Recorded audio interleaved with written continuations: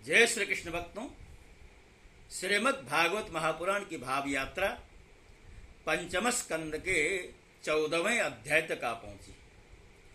पिछले अध्याय में जड़भरत जी के द्वारा राजा रहुगण को भवाटवी के बारे में बताया गया, अर्थात ये संसार ही एक तरह का जंगल है। जिस तरह घने जंगल में तमाम वृक्ष लता पताकाएं होती हैं, कोई अनजान व्यक्ति जिसको वन का अनुभव न हो, ऐसा व्यक्ति जब वन में प्रविष्ट होता है तो कई बार वह भटकता है, उसको मार्ग का बोध होता नहीं। उसी तरह ये जो जीव है, जन्मांतरीय जो यात्राएं चल रही हैं, वो भटकता भटकता इस संसार में अनेक योनियों में जन्म लेता है, भटकता रहता है। एक तरह से ये संसार भी तो जंगल ही है।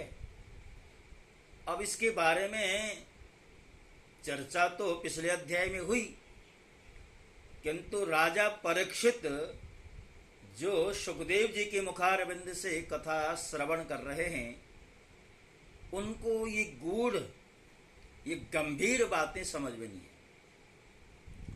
तो यहां इस अध्याय में राजा के मन में जो जिज्ञासा है भवाटवी को लेकर के, उस जिज्ञासा को महात्मा सुखदेव जी शांत करने जा रहे हैं। सुखदेव जी कहते हैं, राजन, देहाभिमानी जीवों के द्वारा सत्वादि गुणों के भेद से शुभ, अशुभ और मिश्र 3 प्रकार के कर्म होते हैं। उन कर्मों के द्वारा ही निर्मित नाना प्रकार के शरीरों के साथ होने वाला जो संयोग, वियोगादि रूप अनादि संसार जीव को प्राप्त होता है, उसके अनुभव के 6 द्वार हैं। मन और 5 ज्ञानेंद्रिय, उनसे विवश होकर यह जीव समूह मार्ग भूल कर भयंकर वन में भटकते हुए धन की लोभी बंजारों के समान परम समर्थ भगवान विष्णु के आश्रित रहने वाली माया की प्रेरणा से बिहड़ वन के समान दुर्गम मार्ग में पड़कर संसार वन में जा पहुंचता है। यह वन श्मशान के समान अत्यंत अशुभ है। इसमें भटकते हुए उसे अपने शरीर से किए हुए कर्मों का फल भोगना पड़ता है। यह अनेकों विघ्नों के कारण उसे अपने व्यापार में सफलता भी नहीं मिलती, तो भी यह उसके श्रम को शांत करने वाले श्री हरि एवं गुरुदेव के चरणारविंद मकरंद मधु के रसिक भक्त भ्रमरों के मार्ग का अनुसरण नहीं करता, अर्थात सत्संग नहीं करता। इस संसार वन में मन सहित 6 इंद्रियां ये अपने कर्मों की दृष्टि से डाकुओं के समान है। पुरुष बहुत सा कष्ट उठाकर जो धन कमाता है, उसका उपयोग धर्म में होना चाहिए। वही धर्म यदि साक्षात भगवान परम पुरुष की आराधना के रूप में होता है, तो उसे परलोक में निःश्रेयस का हेतु बताया गया। किंतु जिस मनुष्य का बुद्धि रूप सारथी विवेकहीन होता है और मन वश में नहीं होता, उसके उस धर्मोपयोगी धन को ये मन सहित 6 इंद्रियां देखना, स्पर्श करना, सुनना, स्वाद लेना, सूंघना, संकल्प विकल्प करना और निश्चय करना, इन वृत्तियों के द्वारा गृहस्थोचित विषय भोगों में फंसाकर उसी प्रकार लूट लेती हैं जिस प्रकार बेईमान मुखिया का अनुगमन करने वाले एवं असावधान बनिजारों के दल का धन चोर डाकू लूट लेते हैं। यही नहीं, उस संसार वन में रहने वाले उसके कुटुंबी भी, जो नाम से तो स्त्री पुत्र आदि कहे जाते हैं, किंतु कर्म जिनके साक्षात भेड़ियों और गीदड़ों के समान होते हैं, उस अर्थलोलुप कुटुंबी के धन को उसकी इच्छा न रहने पर भी उसके देखते देखते इस प्रकार छीन ले जाते हैं जैसे भेड़िए गडरियों से सुरक्षित भेड़ों को उठा ले जाते हैं। जिस प्रकार किसी खेत के बीजों को अग्नि द्वारा जला न दिया गया हो तो प्रतिवर्ष जोतने पर भी खेती का समय आने पर वह फिर झाड़ झंखाड़ लता और तृण आदि से गहन हो जाता है, उसी प्रकार यह गृहस्थाश्रम भी कर्म भूमि है। इसमें भी कर्मों का सर्वथा उच्छेद कभी नहीं हो सकता, क्योंकि यह घर कामनाओं की पिटारी है। उस गृहस्थाश्रम में आसक्त हुए व्यक्ति के भ्रष्ट रूप, धन रूप बाहरी प्राणों को डांस और मच्छरों के समान नीच पुरुषों से तथा टिड्डी, पक्षी, चोर और चूहे आदि से क्षति पहुंचती रहती है। कभी इस मार्ग में भटकते भटकते यह अविद्या, कामना और कर्मों से कलुषित हुए अपने चित्त से दृष्टि दोष के कारण इस मर्त्यलोक को, जो गंधर्व नगर के समान असत है, सत्य समझने लगता है। फिर खान पान और स्त्री प्रसंगादि व्यसनों में फंसकर मृग तृष्णा के समान मिथ्या विषयों की ओर दौड़ने लगता है। कभी बुद्धि के रजोगुण से प्रभावित होने पर सारे अनर्थों की जड़ अग्नि के मल रूप सोने को ही सुख का साधन समझकर उसे पाने के लिए लालायित हो इस प्रकार दौड़ धूप करने लगता है, जैसे वन में जाड़े से ठिठुरता हुआ पुरुष अग्नि के लिए व्याकुल होकर उन्मुख पिशाच की और उसे आगे समझकर दौड़े। कभी इस शरीर को जीवित रखने वाले घर, अन्न, जल और धन आदि में अभिनिवेश करके इस संसार अरण्य में इधर उधर दौड़ धूप करता रहता है। कभी बवंडर के समान आंखों में धूल झोंक देने वाली स्त्री गोद में बैठा लेती है तो तत्काल रागंध सा होकर सत्पुरुषों की मर्यादा का भी विचार नहीं करता। उस समय नेत्रों में रजोगुण की धूल भर जाने से बुद्धि ऐसे मलिन हो जाती है कि अपने कर्मों के साक्षी दिशाओं के देवताओं को भी बुला देता। कभी अपने आप ही एकाध बार विषयों का मिथ्यात्व जान लेने पर भी अनादिकाल से देह में आत्मबुद्धि रहने से विवेक बुद्धि नष्ट हो जाने के कारण उन मरु मरीचिका तुल्य विषयों की ओर ही फिर दौड़ने लगता है। कभी प्रत्यक्ष शब्द करने वाले उल्लू के समान, शत्रुओं की ओर परोक्ष रूप से बोलने वाले झिंगुरों के समान, राजा के अति कठोर एवं दिल को दहला देने वाले डरावनी डांट डपट से इसके कान और मन को बड़ी व्यथा होती है।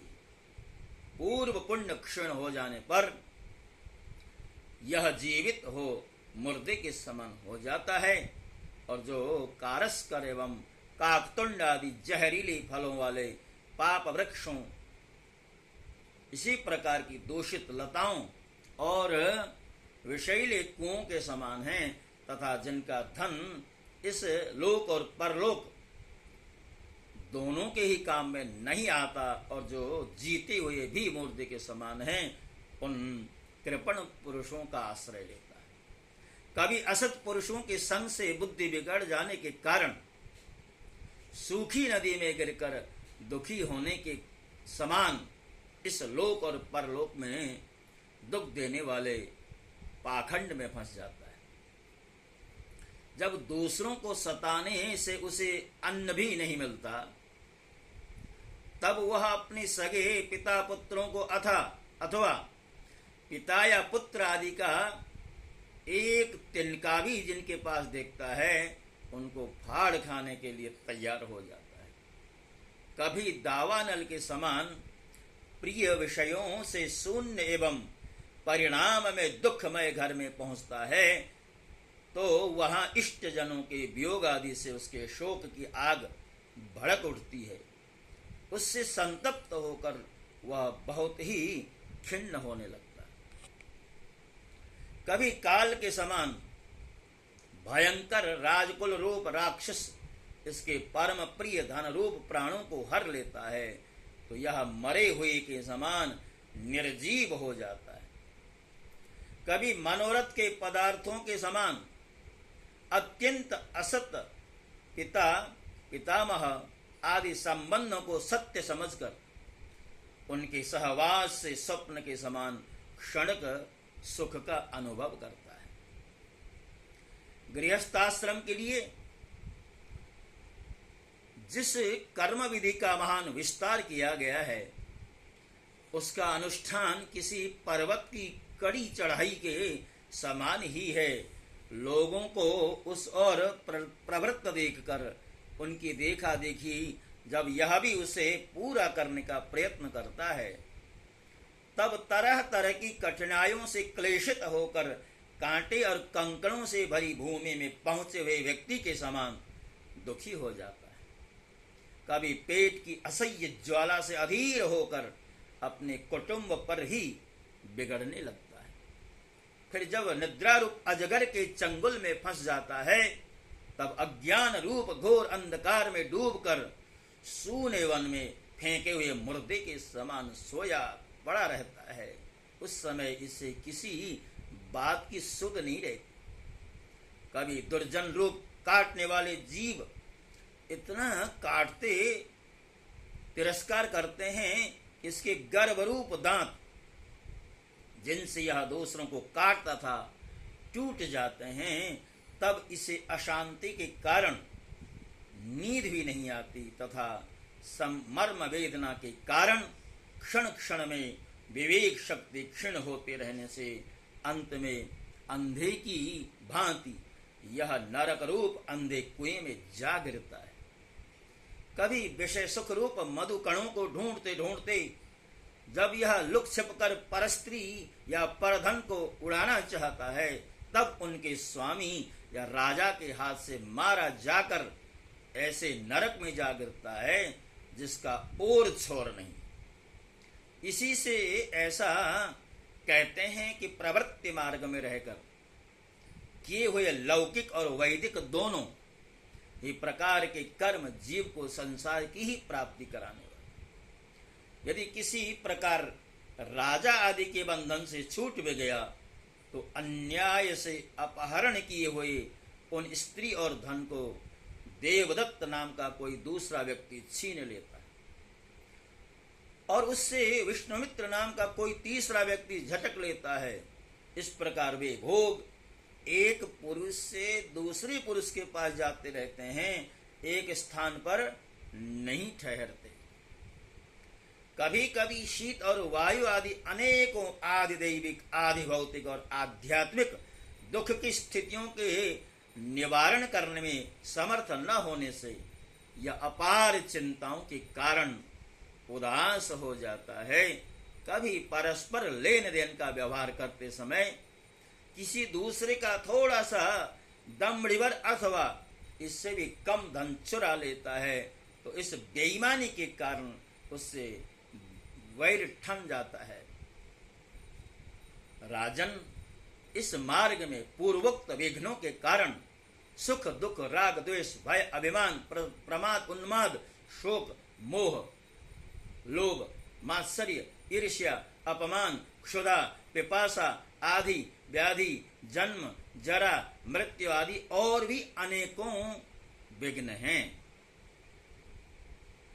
इस विघ्न बहुल मार्ग में इस प्रकार भटकता हुआ यह जीव किसी समय देव माया रूपिणी स्त्री के बहुपाश में पड़कर विवेकहीन हो जाता है। तब उसी के लिए विहार भवन आदि बनवाने की चिंता में ग्रस्त रहता है तथा उसी के आश्रित रहने वाले पुत्र पुत्री और अन्य स्त्रियों के मीठे मीठे बोल चितवन और चेष्टाओं में आसक्त होकर उन्हीं में चित्त फंस जाने से वह इंद्रियों का दास अपार अंधकारमय नरकों में गिरता है। काल चक्र साक्षात भगवान विष्णु का आयुध है। वह परमाणु से लेकर द्विपरार्ध पर्यंत क्षण घटी आदि अवयवों से युक्त है। वह निरंतर सावधान रहकर घूमता रहता है। जल्दी जल्दी बदलने वाली बाल्य यौवन आदि अवस्थाएं ही उसका वेग हैं। उसके द्वारा वह ब्रह्मा से लेकर क्षुद्राति क्षुद्र तृण पर्यंत सभी भूतों का निरंतर संहार करता रहता है। कोई भी उसकी गति में बाधा नहीं डाल सकता। उससे भय मानकर भी जिनका यह कालचक्र निज आयुध है, उन साक्षात भगवान यज्ञ पुरुष की आराधना छोड़कर यह मंदमती मनुष्य पाखंडियों के चक्कर में पड़कर उनके कंक गिद्ध बगुलार बटेर के समान आर्य शास्त्र बहिष्कृत देवताओं का आश्रय लेता है, जिनका केवल वेद बाह्य अप्रामाणिक आगमों में ही उल्लेख मिलता है। ये पाखंडी तो स्वयं ही धोखे में। जब यह भी उनकी ठगाई में आकर दुखी होता है, तब ब्राह्मणों की शरण लेता है, किंतु उपनयन संस्कार के अनंतर श्रौत स्मार्त कर्मों से भगवान यज्ञ पुरुष की आराधना करना आदि जो उनका शास्त्रोक्त आचार है, वो ऐसे अच्छा नहीं लगता। इसलिए वेदोक्त आचार के अनुकूल अपने में शुद्धि न होने के कारण यह कर्म शून्य शूद्र कुल में जन्म लेता है, जिसका स्वभाव वानरों के समान केवल कुटुंब पोषण और स्त्री सेवन करना है। वहां बिना रोक टोक स्वच्छंद विहार करने से इसकी बुद्धि अत्यंत दीन हो जाती है और एक दूसरे का मुख देखना आदि विषय भोगों में फंसकर इसे अपने मृत्यु काल का भी स्मरण नहीं होता।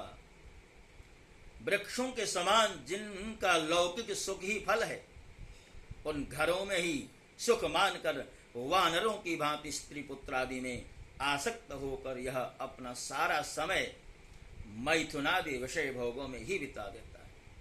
इस प्रकार प्रवृत्ति मार्ग में पड़कर सुख दुख भोगता हुआ यह जीव रोग रूपी गिर गुहा में बंसकर उसमें रहने वाले मृत्यु रूप हाथी से डरता रहता है।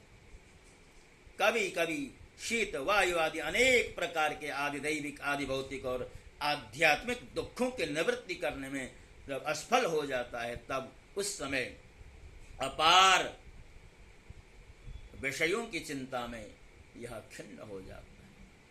कभी आपस में क्रय विक्रय आदि व्यापार करने पर बहुत कंजूसी करने से इसे थोड़ा सा धन हाथ लग जाता है।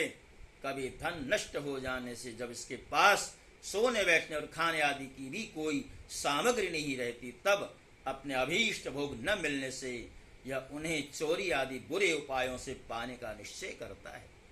इससे इसे जहां तहां दूसरों के हाथ से बहुत अपमानित होना पड़ता है।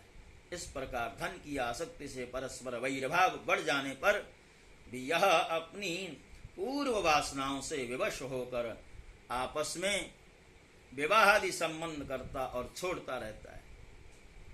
इस संसार मार्ग में चलने वाला यह जीव अनेक प्रकार के क्लेश और विघ्न बाधाओं से बाधित होने पर भी मार्ग में जिस पर जहां आपत्ति आती है अथवा जो कोई मर जाता है, उसे जहां का तहां छोड़ देता है तथा नए जन्मे हुए हों के साथ चलता है।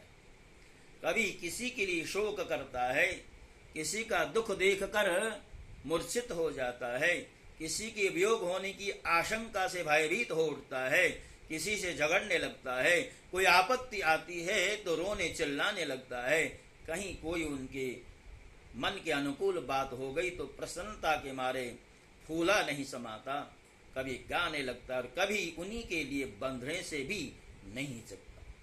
साधुजन इसके पास कभी नहीं आते, यह साधु संग से सदा वंचित रहता है। इस प्रकार यह निरंतर आगे ही बढ़ रहा है। जहां से इसकी यात्रा आरंभ हुई थी और जिसे इस मार्ग की अंतिम अवधि कहते हैं, उस परमात्मा के पास यह अभी तक नहीं लौटा है। परमात्मा तक तो योग शास्त्र की भी गति नहीं। जिन्होंने सब प्रकार के दंड शासन आदि का त्याग कर दिया है, वे निवृत्ति परायण संयतात्मा मुनिजन ही उसे प्राप्त कर पाते हैं। जो दिग्गजों के जीतने वाले और बड़े बड़े यज्ञों का अनुष्ठान करने वाले राजर्षि हैं, उनकी भी वहां तक गति नहीं।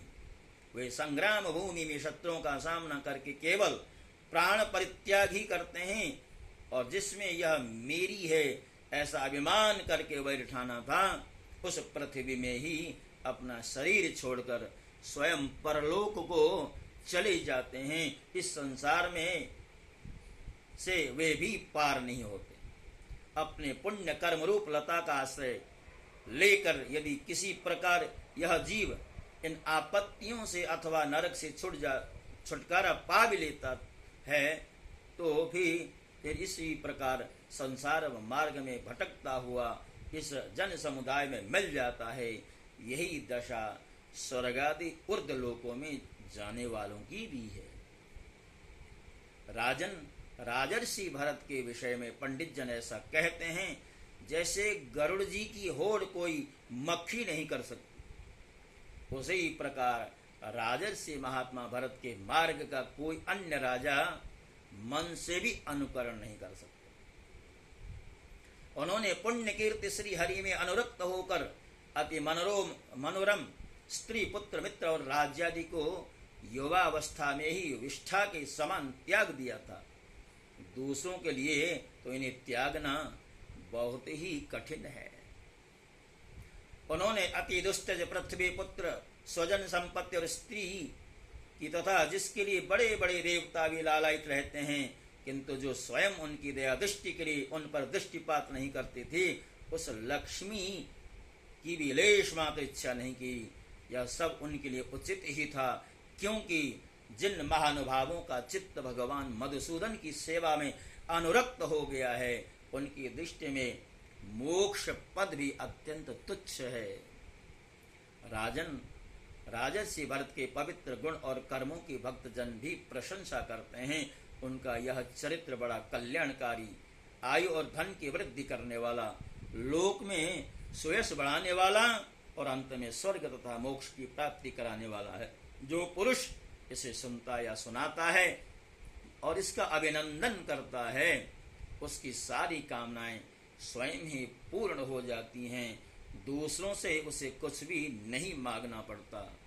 भक्तों, बहुत गहनतम और गूढ़तम ज्ञान से भरा हुआ यह 14वां अध्याय अब विश्राम ले रहा है। जैसा कि हमने आरंभ से ही आपसे निवेदन किया है, श्रीमद् भागवत